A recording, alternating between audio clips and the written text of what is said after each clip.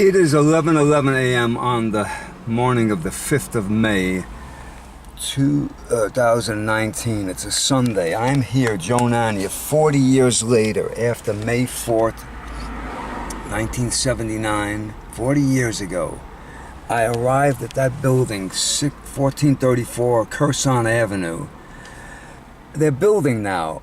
This was a Mexican family living here with my friend Jose, much younger than me, the man. I was 26, the kid was about 13. I knew him and his family. And over there where that gray building is, that's 1432, but it used to be 1434. Let me explain. 40 years ago, I was living in my car from around December to around May 4th of 1979.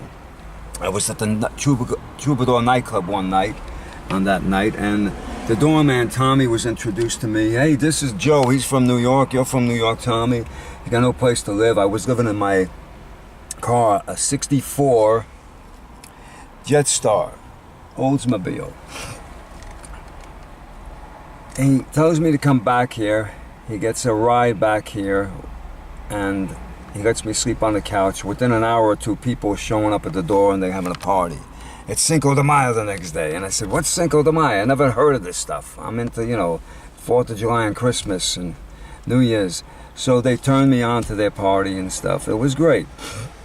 I stayed there from May 4th, 1979 to Christmas Eve of 1979 when me and Pete Gordon took a ride up to San Francisco to see his family for the Christmas holidays.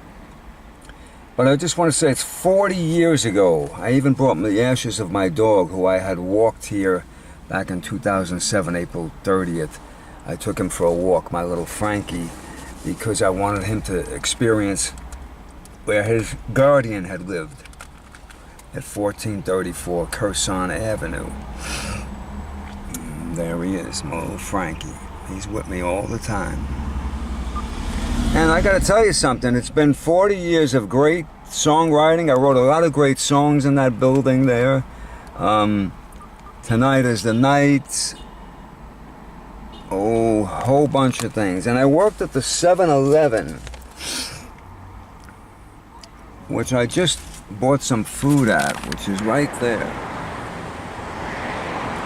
And there's the store with the blinking lights. My God, that guy with the lights on the corner, if he doesn't fix those lights since 1979. But I just wanted to tell everybody, 40 years has gone by. Here's my little Frankie.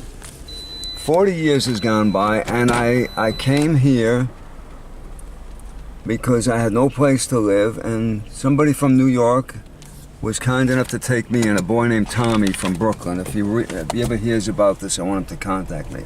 And across the street from this place where I lived was this building where the DJ Rodney Bingenheimer lived. And he still lives here, I understand. And that to the left, you go in and to the left. This is 1434 CURSON right there. Right there it is.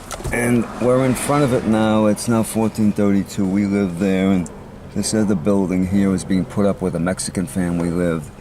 God, 40 years ago plus 13. The man's 53 years old now. Probably grandpa.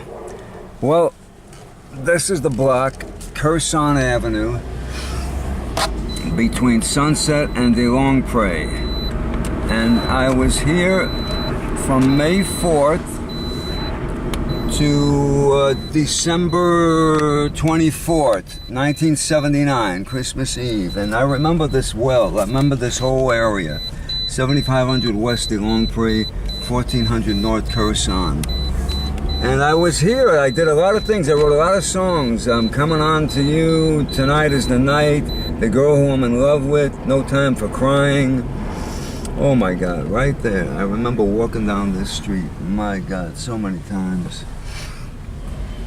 Right there in that room. There was a violin player that was in that house in the 20s who practiced his violin. That's how I probably got a lot of the melodies in my head, And here is the Liquor Mart. When are they going to fix those lights? 1979.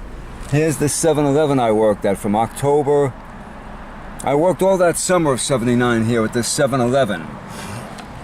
And finally, I got a job at the Troubadour as a doorman, October 79. And down here, Les Paul lived on this block, Curson. I met him in New York. The guitar player Wayne Wright was his rhythm guitar player in Whitestone, New York. And I met Wayne through Tommy, my friend from Whitestone. And of course, one thing leads to another. You just meet people. This is Sunset Boulevard, by the way. One thing leads to another, and you meet one person after the other. Met Les Paul, and Wayne Wright, who lived in Whitestone, was his rhythm guitar player. But when I met Les Paul, he told me, hey, Hollywood Joe, I like that name. I lived in Hollywood off of CURSON Avenue. I said, you're kidding me. CURSON Avenue, and it was up here somewhere. He says it was on this side. We were somewhere around here. Les Paul lived in the 1930s or 40s. One of these houses. He said he was on the 1500 block. So that's just showing you a little history about 40 years ago when I moved into the Hollywood area. Bye-bye.